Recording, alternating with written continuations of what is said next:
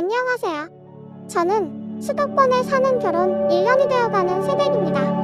오늘은 나이만 어린 막장 형님 얘기를 풀어놓고 싶어 이렇게 사연을 보내봤답니다. 남편은 형과 2살 차이 나는 여동생이 있습니다. 시댁에 갈 때마다 시부모님과 아가씨는 참 좋은데 아주버님과 형님 때문에 빈정상할 일이 제법 많았답니다. 저희는 회사에서 만난 33살 동갑 부부이고 결혼할 때도 양가 지원 안 받고 저희끼리 조촐하게 예물예단 없이 소박하게 결혼식 치르고 집도 저희 둘이서 모은 돈으로 작은 아파트 전세 구해서 살고 있어요. 시댁도 친정도 같은 지역에 1시간 내외 걸리는 거리라 부담 없이 찾아가 뵙고 놀다 오고 있어요. 저희에게 바라는 것도 별로 없으시고 시댁 가면 어머님이 차려주시는 저녁 먹고 전 설거지만 할 정도로 시집살이 같은 거 안 시키세요. 설거지도 요리할 때 나오는 설거지는 어머님이 대강 치워주시기 때문에 크게 어렵지도 않고 얻어먹은 사람이 설거지 정도는 해야 한다는 마음에 전혀 기분 나쁜 거 없이 즐겁게 하고 온답니다. 아가씨는 다른 지역에 취직해 일하고 있기 때문에 부딪힌 적이 별로 없어요. 이번 어버이날에도 평일이라 못 온다며 저희 편한 대로 부모님 모시고 식사하라고 아예 미리 빠졌었고 추석에도 당직이라고 얼굴만 비추고 가서 별로 부대껴본 일이 없네요. 그래도 만나면 인사 잘하고 잘 지내는 편입니다. 큰형은 남편보다 5살이 더 많은데 9살 어린 여자와 결혼을 했어요. 2년 전에 결혼했고 그때는 시부모님이 결혼자금을 1억 5천 보태주셨다고 했어요. 저희에겐 그렇게 보태주지 못하는 것을 미안해하셨지만 저희 친정도 그리 보태줄 돈이 있는 것도 아니고 여태까지 키워주신 것만으로도 감사하다는 마음이 있었기 때문에 괜찮다고 말씀드리고 저희 돈으로 잘 꾸려보겠다고 알뜰살뜰 아껴서 결혼 생활을 시작했습니다. 큰형님은 저와 남편보다 4살이 어려요. 이런 동서 사이는 서로 조심해야 하잖아요. 근데 자꾸 반말을 하며 선을 넘어서 한번 들이받으려고 마음의 준비를 하던 참이에요. 처음에는 좀 긴가민가 했어요. 형님 목소리가 좀 작기도 하고 저도 시댁에서 지내기가 어색하고 긴장돼서 누구 말투를 신경 쓰고 듣고 있기가 어렵더라고요. 몇 번의 만남이 있고 나서야 이 사람이 나를 만만히 보고 있구나 하는 게 느껴졌어요. 처음에는 여자를 얼버무리는 정도였어요. 동서, 이리 좀 와요. 동서, 이것 좀 저기에 놔줘요. 이렇게 언뜻 틀어서는 모르게 끝에 요자만 들리는 듯 마는 듯 작게 말하더라고요. 처음엔 그냥 한 식구라서 친근하게 말하려고 그러는 건 줄 알았습니다. 근데 가만 보니 점점 작게 말하는 여자도 빼고 그냥 대놓고 화대를 하더라고요. 그것도 둘이 있을 때 더 심하게 말하더라고요. 동서, 내가 해산물 싫어하는 거 알면서 대게집을 가자고 하다니 왜 그러는 거야? 이런 식으로 나 무시하면 가만 안 둘 거야. 이게 형님이 노골적으로 저를 하찮게 대한다는 걸 느끼게 된 전화통화였어요. 전 형님이 해산물을 싫어하는 줄 몰랐습니다. 형님은 모시려고 초대한 자리도 아니었고요. 아버님, 어머님이 한꺼번에 코로나를 앓으시고 입맛이 떨어져서 밥을 잘 못 드신다는 말씀을 듣고 제가 평소에 해산물 좋아하시는 아버님, 어머님 모시고 대게집으로 모시고 간 날이었어요. 그냥 가볍게 식사하려고 남편도 없이 혼자서 간 자리였고 형님이 오실 줄도 몰랐어요. 어머님도 어쩐 일이냐고 형님에게 물어보실 정도이니 형님이 약속도 없이 시댁에 들이닥친 거잖아요. 마침 예약한 집으로 가려고 집을 나서던 참이라 같이 먹으러 가자고 한마디 한 것뿐이에요. 메뉴 물어보시기에 대게집이라고 다 얘기했고 제가 사는 자리라고 알고 따라오신 거예요. 식당에서 먹기는 또 엄청 잘 먹더라고요. 주문할 때도 형님은 자기는 되게 맛있는지 모르겠다며 킹크랩으로 주문하자고 설레발을 쳐서 저는 이게 뭔가 하면서도 킹크랩을 주문했어요. 스키다시가 많이 나오는 고급 식당이 아니더라도 킹크랩은 엄청 비싼 음식이에요. 형님 먹을 것까지 주문하니 몇십만 원어치가 되더라고요. 그것도 나름대로 소개술인데 거기에 마음대로 여기요, 계란찜도 주세요, 대게튀김도 같이 주세요 하며 마음대로 추가 주문을 하더라고요. 먹성도 어찌나 좋은지 쪄서 나온 킹크랩의 절반은 형님 입으로 들어갔던 것 같아요. 저는 아버님, 어머님 옆에서 살 발라드리느라고 정신없어 잘 챙겨 먹지도 않았는데 형님이란 사람은 와 진짜 그냥 합숙해서 먹기만 하는 거예요. 어머님은 한숨을 쉬시며 둘째야 괜찮다, 어서 너도 먹으렴 하고 저를 챙겨주셨지만 두 분이 너무 기운이 떨어져서 모시고 나온 참이라 저는 정말 잘 챙겨드리고 싶었거든요. 어머님도 형님 쳐다보면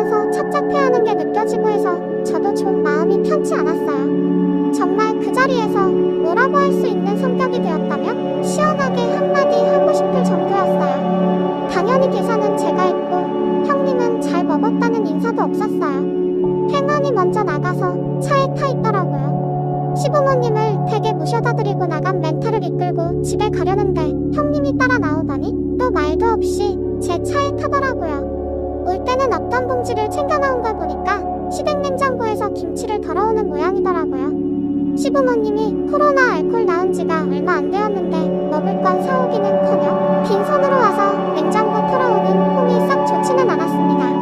인사치레도 없이 당연히 제가 들여다 주는 줄 아는 것도 기가 막히기도 했어요. 동서 가는 길이니까 나 좀 집에 들여다줘. 집이 많아서 버스 타고 가기는 좀 그렇네. 이렇게 말하면 형님 집이 저희 집과 시댁 사이에 있는 줄 알겠어요. 완전히 반대 방향은 아니지만 형님 집에 들렀다 집에 가려면 1시간이나 돌아서 가야 합니다. 이미 멘탈이 나간 상태라서 싸우기도 싫고 해서 아무 말 없이 들여다 주었어요. 형님과 함께 있으면 정말 기운이 빠져요. 입에서 좋은 얘기가 나오는 법이 없거든요. 아까 그 식당은 좀 그렇더라. 좌석도 별로고 스키다시도 별로 안 나오는 싸구려 집이잖아. 괜히 입맛만 버렸네. 동서도 좀 센스가 없네. 맛집으로 잘 알아봤어야지. 근데 동서는 옷을 너무 후질근하게 입고 다닌다. 칙칙하게. 메이커도 없는 것 같고 같이 다니기가 좀 그러네. 명품까지는 안 되더라도 좀 메이크 옷으로 잘 입고 다녀? 뭐 이런 식이라 대답하기도 싫었어요. 살면서 아는 사람으로도 두고 싶지 않은 사람이 가족이 되니 자꾸 이런 말 같지도 않은 말을 듣게 되어 스트레스가 이만저만이 아니었어요. 이날도 집에 와서 남편에게 한바탕 했어요. 남편은 저에게 쩔쩔매며 사과했어요. 자기도 형에게 형수의 말투 때문에 통화한 적이 있는데 형은 왜 그런 걸로 유난했냐며 뽑으면 재수도 반말시키라며 오히려 자기와 저를 예민하고 이상한 사람으로 몰았대요. 남편은 정말 미안하다고. 말이 안 통하는 건 형이나 형수와 똑같으니 형과 형수를 최대한 만나지 말자고 빌고 또 빌었습니다. 속이 상했지만 남편도 저희 친정에 자주 찾아가서 자잘하게 정보를 바꿔주거나 무거운 물건을 들어주는 등 아들 노릇하는 사람이라 뭐라 말하지 못하고 넘어가게 되었습니다. 그러고 나서 형님한테 저런 말도 안 되는 전화가 온 거예요. 혼자 킹크랩을 반이나 처먹고 나서 말도 없이 해산물 식당으로 데려갔는 오네하며 소리소리를 지르더라고요. 아니 형님 그건 제가 시부모님 대접하려고 집 나섰는데 형님이 연락 없이 오신 거라 그런 거잖아요. 아니 내가 연락 없이 갔다고 타박하는 거야 감히? 윗사람이 혼내면 나 죽었어 하고 가만히 있어야지 어디서 말대꾸야? 이런 전화를 받고 저는 속병이 나서 남편에게 또 화를 낼 수밖에 없었습니다. 우리가 피하면 뭐하냐고 이렇게 전화로도 괴롭히는데 스트레스 받아서 살 수가 없다고 남편에게 소리소리를 지르면서 화를 냈습니다. 남편 잘못은 아니지만 남편이 아니었으면 겪지 않았을 일이니까요. 저희는 시부모님께 이 일을 말씀드리고 형님댁과 인연을 끊겠다고 말씀드리려고 마음을 먹었습니다. 시부모님도 기가 약하신 분들이라 형님과의 일을 중지해 주실 거라고 기대하지 않았거든요. 명절이건 시부모님 행사건 형님이 오는 날은 시댁에 안 가겠다고 말씀드리려고 했어요. 형님과 아주버님 전화도 다 차단하고 남처럼 살 거라고요. 근데 아주 희한하게 해결이 되었답니다. 시댁에 있을 때 형님에게 전화가 온 거였어요. 저는 받기 싫어서 수신 거부를 하려고 했는데 갑자기 남편이 시부모님께 잠시 조용히 하시라고 하더니 스피커폰으로 전화를 받았어요. 동서 왜 이렇게 전화를 늦게 받아? 못사람이 전화하면 3번 울리기 전에 제각 받아야지. 버릇없이 이게 뭐야? 아버님 어머님은 이렇게 노골적으로 저를 함부로 대하는 형님 모습에 놀라신 눈치였어요. 그동안 두 분 있는 곳에서는 형님이 말을 좀 조심했었거든요. 다음 이어지는 말은 더 가관이었어요. 땡땡이가 다음 주말에 결혼할 남자친구 데려온다는데 남자친구 나이가 많다며? 참 걔도 내가 빠졌네. 지네 집에 돈이 없으니 늙은 남자한테 돈 보고 집 가나봐. 근데 노인네들 모모아놓은 것도 없을 텐데 딸 자식 신입 보낸다고 우리한테 손 벌리는 거 아닌가 몰라. 우린 돈 내놓을 생각 없으니 동서도 행동 똑바로 해. 괜히 알랑방귀 끼느라 돈 못해서 우리만 난처하게 하지 말고. 그리고 노인네들 죽으면 그 아파트는 우리 거니까 혹시라도 눈독 들이지 마. 안 그래도 얼마 없는 유산 형제끼리 싸우면서 갈라봐야 얼마나 되겠어. 우리가 장남이니 우리 아파 앞으로 돌아가시기 전에 미리 명의 옮겨달라고 할 테니 동서도 펌을 켜지 말라고 미리 얘기해두는 거야.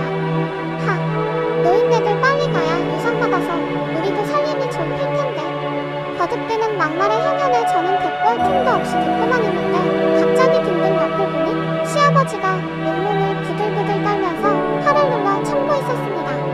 무슨 막대 먹은 소리냐? 큰애 너 우리 없는 데선 이렇게 둘째에게 아나무인으로 그랬던 거냐? 게다가 땡땡이나 우리한테 하는 막대 먹은 말은 또 뭐냐? 아니 아버님 저는 동서만 있는 줄 알고. 동서 설마 일부러 나 연 먹이려고. 아 시끄럽다 나 같은 며느리 필요 없으니 앞으로 우리 보러 올 생각 마라. 유산이고 뭐고 너한테 한 푼도 안 갈 테니 너나 김치국 마시지 말거라. 참 너네 결혼할 때 보태준이란 우천도 다시 돌려놓거라. 너한텐 한 푼도 아까워. 아버님은 크게 노하셨고 전화를 끊고 나서도 분이 풀리지 않아 한동안 씩씩거리며 숨을 고르고 계셨습니다. 조금 후에 제 전화로 다시 형님에게 전화가 왔지만 남편이 보란듯이 전화를 수신답으로 돌렸고 저는 그제서야 형님의 막말 전화에서 해방될 수 있었습니다. 저는 그 이후로 형님과 만나거나 통화할 일이 없어서 비밀이 궁금하지만 모른 척하고 있었는데요. 며칠 후 어머님이 저희 집에 찾아주셔서 이야기를 해줘 그 뒷이야기를 알 수 있었습니다. 형님은 그렇게 전화로 사단이 나고 나서 그날 저녁 아주버님과 함께 시댁을 방문했답니다. 두 부부가 무릎 꿇고 용서를 구했지만 아버님은 형님의 말과 태도에 크게 실망한 터라 꼴도 보기 싫다고 내쫓아버렸다고 합니다. 어머님은 형님 태도를 조금은 눈치채고 있었지만 이 정도까지 하는지는 몰랐다고 너한테 험한 꼴을 겪게 해서 미안하다고 적에게 사과하러 오셨답니다. 이 일로 시부모님은 형님 아주버님과 완전히 척을 지셨고 어떻게 해서든 결혼식 때 해준 돈을 받아내신다고 벼르고 계시답니다. 이 와중에 아주버님은 형님만 잘못한 듯이 몰아가며 형님과 이혼하고 집으로 오겠다고 하셨지만 아버님은 너도 똑같은 놈이라고 집으로 기어들어올 생각 말라고 엄포를 놓으셨답니다. 어머님은 아주버님이라도 용서하실 생각이신지도 모르겠지만 아버님이 완강하셔서 당장은 어려울 것 같습니다. 결혼으로 윗사람이 되었다고 아랫사람을 찍어놀이를 하다가 못된 인성을 들키고만 형님 부부를 이제 안 봐도 된다고 생각하니 이제 속이 다 시원합니다. 마음이 좀 후련해졌으니 속상하신 시부모님 더 자주 찾아뵙고 챙겨드리려 해요. 또 앞으로는 다른 곳에서 이런 부당한 대우를 받게 되면 미련하게 참지 않고 당당하게 살아보겠다는 다짐도 했고요. 제 사연은 여기까지입니다. 들어주신 모든 분들 앞날에 행복만 가득하시길 빕니다. 감사합니다. 다음 사연입니다. 안녕하세요. 저는 결혼할 때 시댁에서 받은 거 하나도 없어요. 집은 반반하려고 했는데 제가 외동딸이라 아빠가 사놓으신 아파트 제 명의로 해주셨어요. 신랑이 혼수했고 시어머니께서 은근히 예단을 바라셔서 저는 대놓고 예물을 해달라고 했어요. 저희 엄마가 평소에 심플한 액세서리를 좋아하시는데 그래도 엄마 옆에서 보석 좀 보고 자라 그런지 보석 모으는 취미는 없지만 눈은 좀 높아요. 그 사실을 시어머니께서 아시고 예단말 쏙 들어가셨어요. 신랑과 맞벌이를 하는데 연봉은 서로 비슷해요. 저희 신랑 사람 참 좋고 시댁도 딱히 저희에게 기대하는 게 없고 제가 따박따박 바른말로 말대꾸 하는 타입이라 가깝고도 먼 관계로 지내고 있네요. 신랑이 여동생이 있는데 전 외동딸로 자라면서 딱히 누가 있었으면 좋겠다라고 생각해본 적이 없어서 그런지 시누이랑 자매처럼 지내야지 하는 생각은 안 해봤어요. 그냥 가깝고도 먼 기본만 하는 사이예요. 저희 결혼할 때 시누이 취직하고 3년 차였는데 축의금 5만원 했어요. 별 신경 안 썼어요. 몰랐는데 결혼식 때 입으로 화장, 머리 한다고 신랑한테 돈 달라고 해서 100만원 가져갔다고 들었어요. 어쨌든 결혼 전이니 신랑이 동생한테 해줄 수 있는 부분이니까 신경 안 썼고요. 제 직업이 남자가 많은 분야라 우리 쪽 하객이 신경 쓰였나 보다 라고만 생각했어요. 여자의 촉이라고 할까?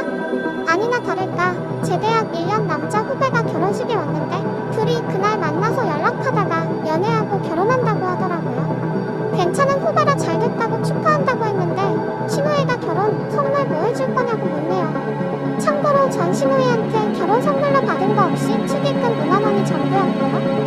그래도 시누이랑 뭐라도 해줘야지 하는 마음은 있어서 뭐 가지고 싶으세요? 했더니 그랬더니 신우가 말하길 언니네는 친정에서 집 해줘서 결혼 비용 얼마 안 들었죠? 오빠가 혼수 다 했으니 그때 혼수 못하신 거 지금 한다 생각하고 세탁기, TV, 냉장고 요거 3개만 해달라네요. 그래서 제가 아가씨 혼수를 왜 나한테 하래요? 돈 모은 거 없어요? 아니 신랑 쪽에서 집 해줄 형편이 아니라 대출받고 해서 반반 해야 하는데 한두 푼이 아쉽다고 친언니 같은 마음으로 해달라네요. 나한테 언제부터 여동생이 있었다고? 그런 거 없는데 라고 생각했죠. 그 자리에서 싫다고 얘기하고 세탁기 하나 정도는 해줄 수 있을 듯하니 세탁기 하나 해주는 걸로 신랑과 이야기해보겠다고 일어났는데 신우이가 입술을 삐죽삐죽 결혼할 돈이 부족하면 연애를 좀 더 하다가 돈을 더 모으고 결혼을 하던지 본인들이 결혼하는데 왜 내가 혼수를 보태야 하는지 전혀 모르겠어요. 이해가 참 안 됐어요. 신랑한테 이야기하니 세탁기만 해주자고 자기는 돈 벌면서도 축의금 5만원을 놓고 참 웃긴다 하고는 넘어갔어요. 그리고 며칠 있다가 신우이 결혼 문제로 신랑과 시어머니가 통화하는 것 같았는데 신랑의 언성이 높아지고 제 이름이 들리고 기분 안 좋게 통화가 끝나길래 왜 그러냐 했더니 저 결혼할 때 예단 안 해왔으니 이번 결혼에 그때 못했던 예단 대신 신우이 혼수 도와주라고 저한테 말하라고 으름장 놓으시더래요. 신랑이 어이가 없어서 예단은 우리가 집을 장만했어야 받는 거고 장인 어른이 집 해주셨는데 그럼 우리가 예단해서 초밥빼기 보내야지 어디서 예단 이야기를 꺼내냐고 저한테 헛소리하면 가만히 안 있을 거라고 하고는 시어머니와 이야기 끝났으니 누가 뭐라고 하면 그냥 무시하라고 하길래 알았다고 했어요. 세탁기 하나는 해주려고 좋은 모델로 보고 있었는데 이걸 계속 보고 있어야 하는지 고민이네요. 그런데 시어머니와 신우이가 전화와 카톡 폭격으로 제 심기를 상상초월하게 건드리더라고요. 저 공대 나왔고 성격도 불같아서 남자 후배들도 저 어려워하는 구석이 있는데 나중에 정말 열받아서 신우이랑 후배 불렀어요. 후배는 부르니 후딱 나와서 있는데 신우이는 눈치챈 건지 엄청 늦게 기어나오더라고요.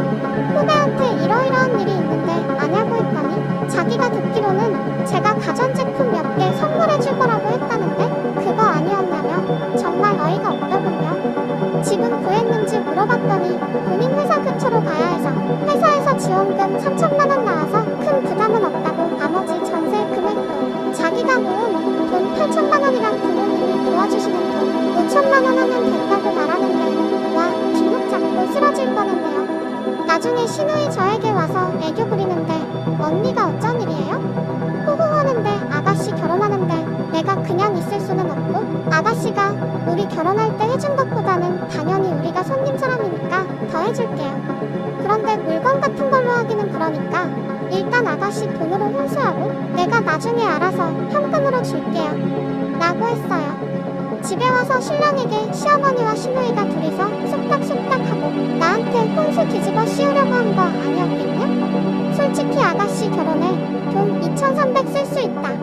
그런데 자기 연봉 3천만원 받을 때 축의금 우리한테 5만원 했다.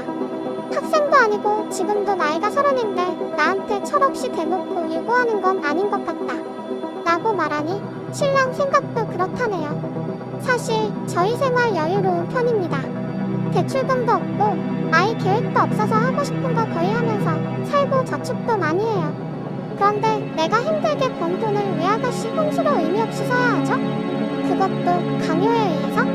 아무튼 결혼식은 다가왔고 그 사이사이 신우는 줄기차게 혼수로 장만한 가전제품들 금액까지 캡처해서 계속 보내왔어요. 저는 그냥 이쁘네요. 잘 샀어요 했고요. 지난주 결혼식 날 봉투 2개를 준비했습니다. 한 봉투에 5만원씩 넣고 신랑 이름 제 이름 써서 후배 내 하나 신부 측 하나 넣어줬어요. 본인이 낸 것보다 양쪽으로 5만원씩 전 할 만큼 한 것 같아요. 저희 부모님은 미리 추석 전부터 2주간 친구분들과 해외여행 계획이 잡혀 있으셔서 사정에 양해를 구하셨고 아가씨 축의금들이라고 50만원 주셨어요. 이건 어른들께서 하시는 거니까 그대로 시부모님께 드렸고요. 내일 신우이가 신행에서 오는 날인데 난리가 나겠죠? 이미 시어머니는 난리 나셔서 신랑이랑 며칠째 싸우고 있네요. 왜 돈 10만원 무시하냐고 했네요. 애초에 무리한 강요를 하지 않았다면 세탁기 하나는 아주 좋은 걸로 해줬을